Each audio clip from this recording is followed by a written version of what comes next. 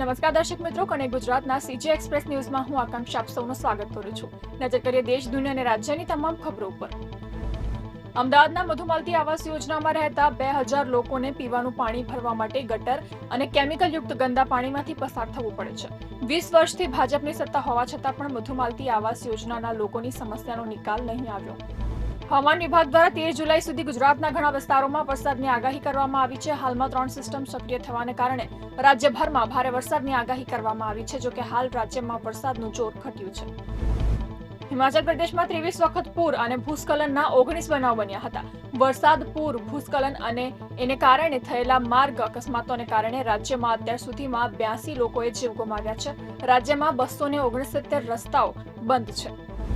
મહારાષ્ટ્રમાં ભાષા વિવાદમાં ભાજપના સાંસદ નિશિકાંત દુબેએ સોમવારે કહ્યું, જો તમે તમારા મહારાષ્ટ્રમાં મોટા બોસ છો તો બિહાર આવો, યુપી આવો, તમિલનાડુ આવો, પટકીને મારીશું. તુર્કીની ગ્રાઉન્ડ હેન્ડલિંગ અને કાર્ગો સર્વિસ કંપનીની અરજીને દિલ્હી કોર્ટે 7 જુલાઈના રોજ ફગાવી દીધી છે. અરજીમાં કંપનીએ કેન્દ્ર સરકારના સુરક્ષા મંજૂરી રદ કરવાના નિર્ણયને પડકાર્યો હતો. કેન્દ્ર સરકારે રાષ્ટ્રીય સુરક્ષાનો હવાલો આપીને આ મંજૂરી રદ કરી હતી.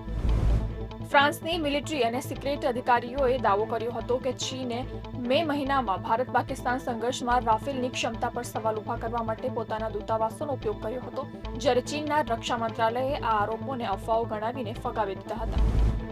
વડાપ્રધાન નરેન્દ્ર મોદી બ્રિક્સ સમિટમાં હાજરી આપ્યા બાદ મંગળવારે બ્રાઝિલની રાજધાની બ્રાઝિલિયા પહોંચ્યા હતા. અહીં તેમનું શિવ તાંડવ સ્તુત અને ભારતીય શાસ્ત્રીય નૃત્ય સાથે સ્વાગત કરવામાં આવ્યું હતું.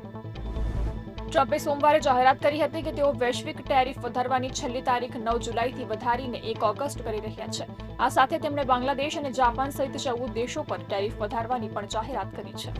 ભૂતપૂર્વ રશિયન પરિવહન મંત્રી રોમન સ્ટારોવોઇટે સોમવારે પોતાને ગોળી મારીને આત્મહત્યા કરી હતી. પુતિને તેમને કંઈ કારણ આપ્યા વગર થોડા કલાકો પહેલા જ બરતરફ કરી દીધા હતા. તેમના પર ભ્રષ્ટાચારનો આરોપ હતો. બાગેશ્વર ધામમાં વહેલી સવારે એક ધર્મશાળાની દિવાલ પડવાના કારણે ઉત્તર પ્રદેશની એક મહિલા શ્રદ્ધાળુનું મોત નીપજ્યું હતું અને 11 લોકો ઇજાગ્રસ્ત થયા હતા. સ્થાનિક પોલીસ અને તંત્રએ ઘટનાસ્થળે પહોંચીને ઇજાગ્રસ્તોને હોસ્પિટલ પહોંચાડ્યા અને મામલાની તપાસ શરૂ કરી હતી. સલમાન ખાનના પોપ્યુલર રિયાલિટી શો બિગ બોસની નવી સિઝન માટે દર્શકો આતુરતાથી રાહ જોઈ રહ્યા છે, પરંતુ હવે તેની નવી અપડેટ આવી ગઈ છે. બિગ બોસ 19ની પ્રીમિયર તારીખ જાહેર થઈ ગઈ છે. તે પ્રમાણે આ શો ઓગસ્ટમાં શરૂ થઈ શકે છે.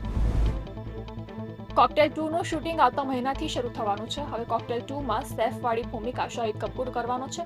તેની સાથે 2 હિરોઈન તરીકે કૃતિ સનન અને રશ્મિકા મંદાના હશે. તો આ કનેક્ટ ગુજરાતના આજના સીજી એક્સપ્રેસ ન્યૂઝના સમાચારો અને વધુ અપડેટ માટે તમે જોડાયેલા રહો કનેક્ટ ગુજરાત સાથે. ત્યાં સુધી મને રજા આપશો. નમસ્કાર.